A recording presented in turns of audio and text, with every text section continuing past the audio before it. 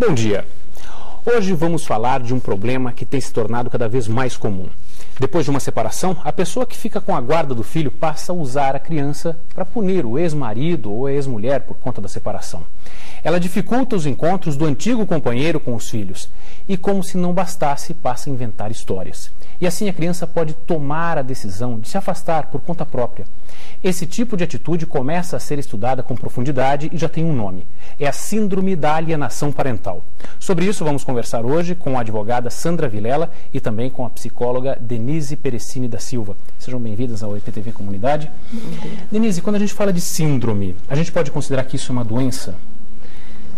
Ela está sendo estudada em relação a isso, tá? Existem pesquisas a respeito disso, com a proposta, inclusive, de se incluir a síndrome da alienação parental dentro dos catálogos de doença, do DSM-4 e da CID-10, né, das próximas edições dessas obras.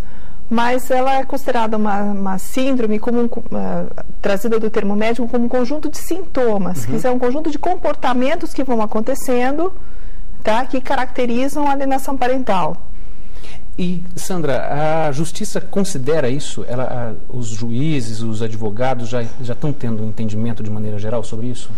Já, na verdade, assim, de uns 6 meses para cá, a gente está falando muito sobre síndrome de alienação parental, mas por conta de um projeto de lei que foi apresentado, que ele já está tramitando e a gente espera que ele tenha uma aprovação mais rápida.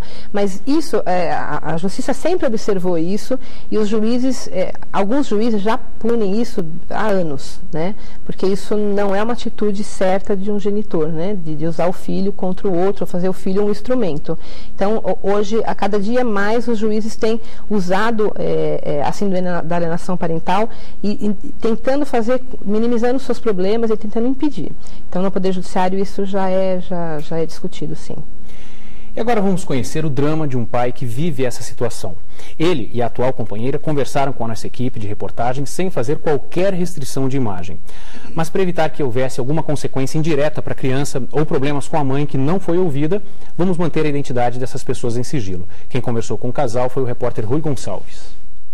O quarto está o tempo todo preparado para o filho. A cama arrumada e os personagens preferidos, que estão por todos os cantos, mostram que a visita é aguardada com expectativa. Mas ela só pode acontecer uma vez a cada 15 dias. Não devia existir esse termo, visitar, porque é pai. E aqui é a casa dele. Como a casa da mãe, é a casa dele também, né? Além da presença restrita, o pai enfrenta dificuldades extras no dia a dia para ter informações da criança. Recusa passar chamadas telefônicas. Tem vários casos. Recusa passar informações e atividades que o menino está envolvido. Eu não sei se meu filho joga bola. Parte de saúde, né? Isso é uma característica de alienador. Eu não sei nada de saúde do meu filho. Eu sou um pai que quero participar da vida do meu filho. E não estou conseguindo. Com pouco contato, momentos importantes da relação entre pai e filho não podem ser vividos. Eu saía do trabalho, eu vinha justamente na hora que ele tinha aula para ver ele no esporte, porque eu queria ver como é que ele está, participar daquilo, conversar um pouquinho. Depois eu voltava para o trabalho e falava, se você continuar vindo aqui, ele vai parar de vir. E alguns comportamentos podem indicar o constrangimento sofrido pela criança. Quando ele vem sozinho, ele vem feliz, correndo no corredor do condomínio para abraçar o pai e tudo. Quando ela está junto, ele vem assim. Então, a gente sente que tem esse constrangimento, tem essa inibição. Você acredita que vai conseguir resolver esse problema? Sem dúvida. Eu acredito numa solução e é por isso que é a minha luta diária, entende? É a minha luta incansável, é a minha luta, eu vou sempre, na minha existência, estar lutando por isso. Denise, o nosso entrevistado, ele citou que, logo no início, que a casa dele é a casa do filho e a da esposa também, é da ex-esposa, também é a casa daquela criança. Esse é o entendimento que precisa existir?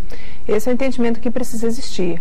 A criança tem que estabelecer vínculos afetivos com o pai e com a mãe. Independente da casa, independente do ambiente físico. Ela tem que ter o espaço dela dentro da casa do pai, tem que ter o espaço dela dentro da casa da mãe. Mas o mais importante do que isso é ela ser acolhida, tá, devidamente, dela estabelecer vínculos afetivos positivos com o pai, com a mãe, com a nova família do pai, a nova família da mãe. Se esse pai se casa novamente, vai ter outros filhos, então essa nova família vai integrando essa rede de vínculos, essa rede de relações, tá? Que vai estabelecendo convivências da criança nos dois ambientes. Isso é uma coisa que só se estrutura na medida do convívio. A cada 15 dias, uma vez por semana, é insuficiente para se estabelecer esse convívio da forma como deveria ser, como deve ser para um desenvolvimento psicológico saudável. E essa situação que a gente viu do quarto estar preparado, existe um quarto verdadeiramente daquela criança, não é nada improvisado. A criança chega ali e vê que aquilo é dela. Qual o impacto disso para o psicológico dela?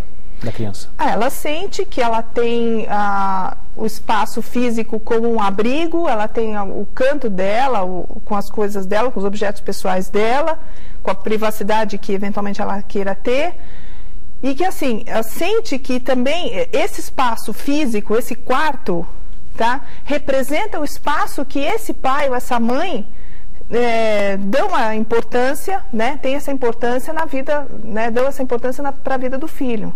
Né? E Sandra, a justiça parece que ela normalmente considera a mãe mais importante que o pai. Isso realmente acaba acontecendo? Na verdade, eu acho que a sociedade tem aquela fantasia de achar que a criança precisa muito mais da mãe do que do pai. E o Poder Judiciário é o reflexo da sociedade. Mas isso está mudando. No ano passado nós tivemos a aprovação de um projeto de lei que determina a possibilidade da guarda compartilhada. A guarda compartilhada está sendo aplicada cada vez mais. Eu acho que toda mudança ela é recebida com receio, né? Então, nós estamos vivendo hoje um pouco ainda de receio do Poder Judiciário, que está sendo muito tímido com essa guarda compartilhada, mas é uma tendência disso crescer. Então, isso é realmente o reconhecimento de que criança precisa de pai e precisa de mãe. A gente tinha aquela noção de que mãe não perde guarda nunca. Isso também não existe mais no Poder Judiciário, já está mudando um pouco, né? Então, aquela mãe que acha, imagina, eu nunca vou perder a guarda do filho, principalmente quando tem um caso de síndrome da alienação parental, ela deveria pensar porque ela tem a possibilidade, sim. Hoje, as pessoas a gente está tendo essa mudança. Ela é lenta, mas ela está acontecendo. Você comentava comigo antes da gente fazer o programa que a síndrome da alienação parental, inclusive, ela é um termo que está sendo estudado e que está sendo muito bem caracterizado, justamente porque na justiça, às vezes, é difícil você provar que o comportamento da mãe está sendo nocivo para a criança, né? É que, na verdade, assim, eu acho que a alienação parental, que é aquele fato de falar assim, o seu pai é isso, sua mãe é aquilo, sempre acontece. Quando isso tem a colaboração da criança, é quando a coisa fica pior, é que os psicólogos acabam trazendo caracterizando a síndrome. Só que isso explode no Poder Judiciário.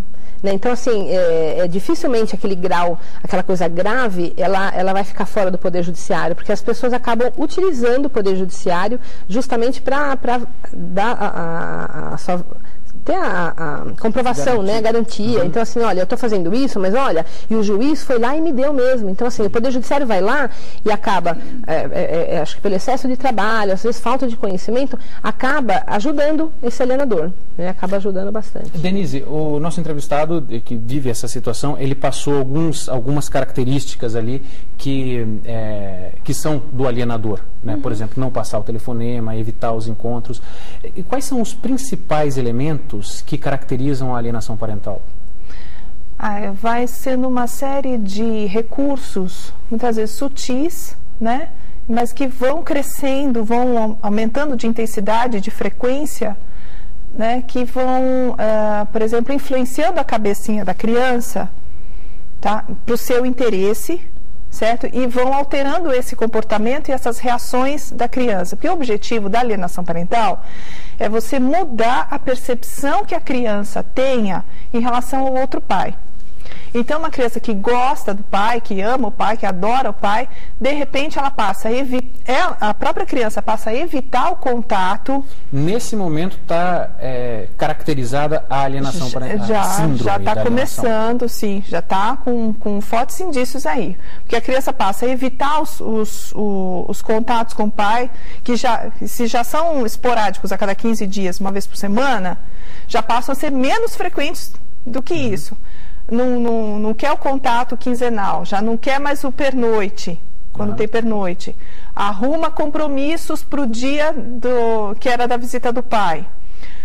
Não atende telefone, não responde as mensagens do pai. Já começa a ficar agressivo, já começa a ficar evasivo em relação ao pai. Às vezes qualquer chamada, tal, até fora do período da visita, já não é recebida. Então essas mudanças de comportamento, essas mudanças de reação, de sentimento, né, já vão dando sinal de alerta para esse pai de que está acontecendo alguma coisa. Tá certo.